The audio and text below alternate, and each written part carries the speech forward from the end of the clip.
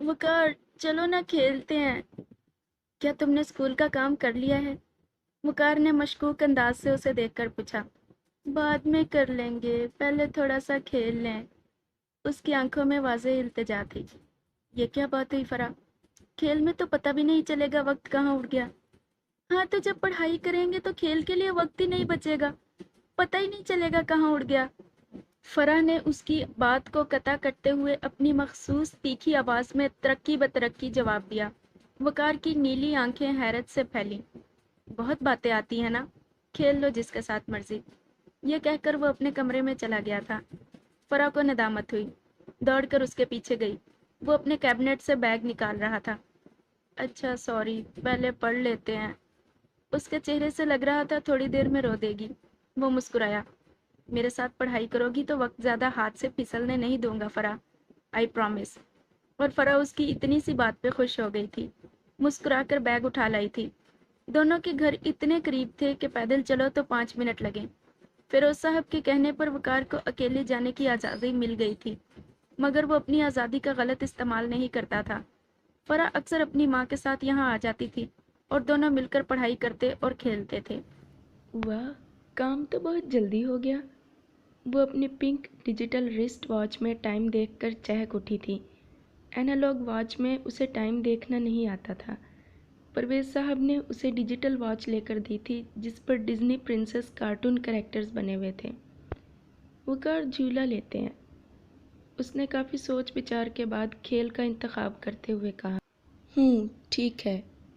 छत पर फिरोज साहब ने बच्चों के लिए रस्सियों से छोटा सा झूला बनाकर दिया था जिसमें उन्होंने लकड़ी का चौड़ा तख्ता फिक्स किया था। उठो मोटी कहीं की, बैठ क्यों गई? उसको शान से झूले पर बैठे देख वकार तप गया था। तो क्या करूं? तुम झूला दो मुझे, वो टांगे चलाती हुई बोली। वकार की आंखें हैरत से फैली। मैं झूला दूं तुम्हें? उसने मैं पर जोर देते हुए अपने सीने पर उंगली रखी। हाँ तो, जब तुम्हारी बारी आएगी तुम बैठ जाना, मैं दूंगी फिर तुम्हें झूला।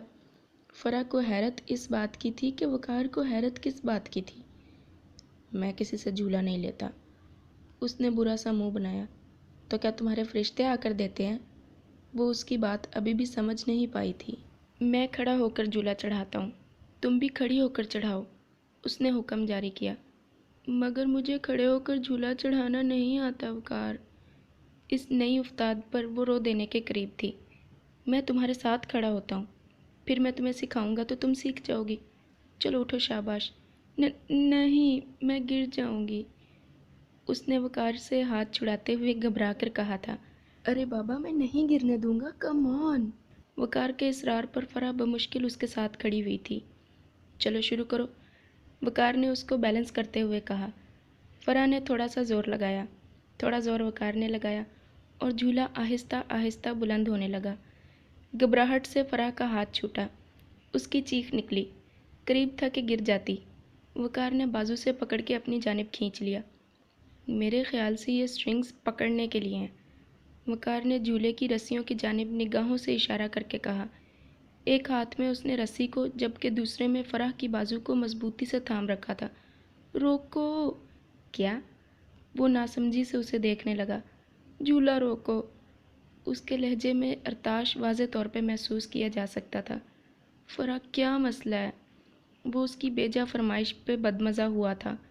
मुझे नहीं पता, मुझे नहीं लेना झूला, मुझे नीचे उतारो वकार, झूला रोको। आखिरी फिक्रा उसने खौफ से चिल्लाते हुए अदा किया था। डर क्यों रही हो? मैं हूँ ना, ऐसे करोगी तो सीखोगी कैसे? नहीं, मुझे डर लग रहा है, मुझे नीचे उतरना है, नीचे उतारो। वो रोने लगी थी। झूला काफ़ी बुलंद था। मैं नहीं रोक रहा झूला, मुझे नीचे उतरना है, रोते हुए वो चिल्लाई। फरा, मुझे नहीं रोकना झूला, तुम्हें उतरना है तो उतर कर दिखा दो। उसे उसके बेवजह खौफ पर गुस्सा आ गया था, मगर उसका ये फिक्रा उसके लिए बेहद महंगा पड़ गया था। फरा उसी लम्हे बुलंद चढ़ते झूले से नीचे कूद गई थी। एन उसी लम्हे नीलोफर उनके करीब आ गई थी। उसने फरा को थाम लिया था। खौफ से वकार ने बुलंदियों को छूते झूले से नीचे पांव लगाकर हंगामी ब्रेक लगाई थी, जिसकी वजह से उसे ज़बरदस्त झटका लगा था। वो शशदर सा होकर माँ की गोद में सिसकती फराह को देख रहा था। اسے ہرگز توقع نہ تھی کہ فرح اتنے بلند جھولے سے نیچے کود جائے گی۔ فرح بیٹی، اتنی بلندی سے چھلانگ لگا دی، میں نہ آتی تو ٹانگ ٹوٹ جاتی تمہاری۔ نہیں تائی ماما، میں نے نہیں لگائی چھلانگ، وقار نے دھکا دیا ہے مجھے، وہ سسکتے ہوئے کہہ رہی تھی۔ نہیں، میں نے کب؟ جھوٹی کہیں کی، ماما میں نے نہیں دیا دھکا اسے۔ اس الزام پر وہ بری طرح گھبرا گیا تھا، چہرہ ٹماٹر کی طرح سرخ ہو رہا تھا، پسینے سے شرابور اور اوپر سے گھبراہٹ میں نکلنے والے ٹوٹے پھوٹے الفاظ۔ نیلوفر نے انہیں تنبیہی نگاہوں سے دیکھا۔ اوکے فائن، جو ہوا سو ہوا، دوبارہ ایسا مت کرنا، اوکے؟ وہ آتے ہوئے فرح کو کودتے دیکھ چکی تھی، مگر اس نے کسی کو کچھ نہیں کہا تھا، وگرنہ اب تک وقار کی شامت آ جاتی۔ اب وہ دونوں اس کے ہاتھ سے کھیر کھا رہے تھے جو وہ ان کے لیے بنا کر لائی تھی۔ وقار، میں آج بہت تھک گئی ہوں، آپ آج ہوم ورک خود ہی کر لینا اور جس چیز کی سمجھ نہ آئے بعد میں پوچھ لینا۔ اپنے کمرے میں بیڈ پہ لیٹی ہوئی نیلوفر صاحبزادے کو ہدایات دے رہی تھی۔ آپ کی طبیعت ٹھیک ہے ماما؟ اس نے فکر مندی سے ماں کی پیشانی پر ہاتھ رکھا تھا۔ ہاں میرا چاند، بس تھوڑا تھک گئی ہوں، بہت کپڑے دھوئے ہیں میں نے، مجھے 4 بجے جگا دینا، پھر باقی کا کام نپٹاؤں گی۔ Okay mama, have sweet dreams. اس نے ماں کے گال پر بوسہ دیا۔ نیلوفر نے مسکرا کر آنکھیں بند کر لی۔ وقار نے ہولے سے دروازہ بند کر دیا۔ وہ نہایت ذہین ہونے کے ساتھ ساتھ محنتی بھی تھا۔ ماں نے لاڈ پیار کے ساتھ ساتھ تربیت میں بھی کوتاہی نہ کی تھی۔ وقار کے لیے سب سے زیادہ گراں بہا نعمت اس کی ماں تھی، جو اپنے پورے وجود جان و دل سے بھی زیادہ اس سے پیار کرتی تھی۔ بیٹے سے متعلق چھوٹی چھوٹی باتوں پر رو دینے والی اس کی یہ جنت اسے دنیا کی ہر چیز سے زیادہ عزیز تھی۔ چھوٹی سی عمر میں اس بچے نے 50 سال کا فہم و ادراک حاصل کیا ہوا تھا۔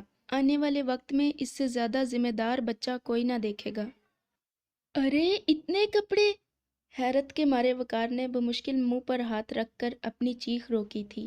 ہوم ورک کر کے وہ لانڈری میں آیا تھا، جہاں ایک ڈھیر کپڑوں کا اسے منہ چڑھا رہا تھا۔ سب کپڑے بس مشین سے نکالے گئے تھے اور ان میں سرف ہنوز موجود تھا۔ ایسا کبھی نہیں ہوا تھا۔ اس بات سے اس نے اندازہ لگایا تھا کہ ماں کتنا تھکی ہوئی تھی۔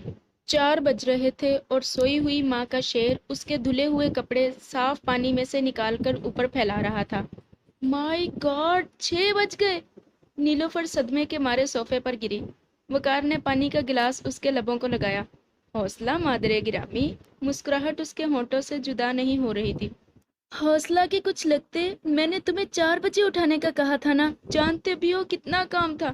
اس نے غصے سے اسے دیکھا۔ مجھے کیوں ڈانٹ رہی ہیں؟ میں نے کیا کیا ہے؟ ایک تو اس کی بے وقت معصومیت بھری شکل بنانا، اوف، اتنے کام تھے مجھے، کپڑے چھت پہ پھیلانے تھے، ہنڈیاں بنانی تھی، پوری صفائی باقی تھی، کوئی سمجھتا ہی نہیں۔ ہڑبڑاتے ہوئے وہ لانڈری میں آئی تو نیا منظر دیکھ کر نئے صدمے سے بے ہوش ہونے کو ہو گئی۔ صاف ستھری چکا چوند ماربل کی لانڈری اسے منہ چڑھا رہی تھی۔ یہ کپڑے کہاں گئے؟ کیا ہوا ماما؟ کپڑے کہاں چلے گئے؟ اللہ اکبر، بے علمی کا یہ عالم! نیلوفر غش کھاتے کھاتے بچی۔ وہ تو بیٹے کی شرارت بھری ہنسی اسے سنائی دے گئی تھی۔ وقار، کہاں ہیں کپڑے؟ نادیدہ خطرے کو جھٹکتے ہوئے اس نے بیٹے سے پوچھا تھا۔ وقار نے ماں کی بازو کھینچنی شروع کی۔ دیکھو وقار، میرے پاس تمہاری شرارت کے لیے وقت نہیں ہے۔ اگر تم نے کچھ الٹا سیدھا کیا نا تو میں کہہ رہی ہوں اتنی پٹائی کروں گی کہ…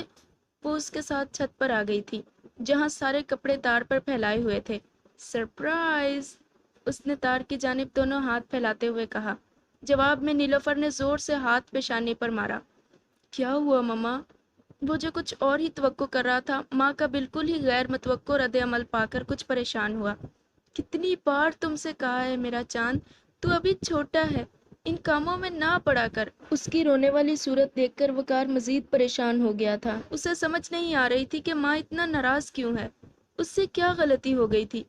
سب کپڑے کھنگالنے والے تھے وقار، اور تم نے ایسے ہی… اف، کتنا کام بڑھ گیا ہے۔ وہ ہڑبڑا کر کپڑے تار سے اتار رہی تھی، جو کافی حد تک خشک ہو چکے تھے۔ مما سٹاپ پلیز! اس نے بڑھ کر ماں کی تیزی سے چلتے ہاتھ روکے تھے۔ بدو سمجھا ہے کیا؟ میں چھوٹا بچہ نہیں ہوں، کپڑے کھنگال کر ڈالے ہیں میں نے۔ اس کے گال غبارے کی مانند پھولے۔ اوہ ریئلی؟ لو، وقار نے کبھی جھوٹ بولا ہے؟ اپنے لاڈلے اور ہونہار فرزند کے منہ سے نکلے یہ الفاظ ماں کے لیے روح افزا ثابت ہوئے تھے۔ وہ کھل کر مسکرائی تھی، اور جب اس کے اوپر سے اجلت کا بھوت اترا تو اس نے محسوس کیا تھا کہ اس کے ہونہار فرزند نے سفید کپڑوں کو نیل بھی دیا تھا۔ اب وہ فرصت سے تار پہ لٹکے کپڑوں کو دیکھ رہی تھی۔ کیسا لگا سرپرائز ماما؟ وہ اس کے قریب آیا۔ بہت اچھا میرا چاند، تھینک یو سو مچ میرا بیٹا۔ اس نے جذباتی ہو کر اس کے پورے چہرے کے بوسے لے لیے تھے۔ آج مجھے لگتا ہے کہ میرا بیٹا جوان ہو گیا ہے، ذمہ دار ہو گیا ہے۔ آج میں بہت خوش ہوں وقار۔ وہ اسے گود میں اٹھا کر نیچے لائی تھی۔ وقار ماں کی آغوش میں ہمیشہ مست ہو جایا کرتا تھا۔ ماں کے قرب میں اس پر عجیب کیفیت طاری ہو جاتی تھی۔ یہ اس کی وہ جنت تھی جس کے حصار میں رہ کر اسے تمام نعمتوں کی لذت کا احساس ہوتا تھا۔ ایسی جنت جس کی چار دیواری میں رہ کر سکون ہی سکون تھا۔ حد درجے ٹھنڈک تھی، ایسی ٹھنڈک جس میں سرور تھا، نشہ تھا۔ اس کی کیفیت یہ ہو جاتی تھی کہ بدن تر و تازہ ہو جاتا تھا۔ سیاہ ریشمی بالوں کا ماتھے پہ آیا پف آہستگی سے ہلنے لگتا تھا۔ بس اب کھانا بنا لوں، تمہارے بابا آنے والے ہیں، میں تمہیں ان سے بڑا سا انعام دلواؤں گی۔ چھت سے نیچے لا کر اس نے اسے چارپائی پہ اتارا۔ صفائی میں کر دیتا ہوں۔ اسے ماں کے کاموں کی لسٹ یاد آئی تھی۔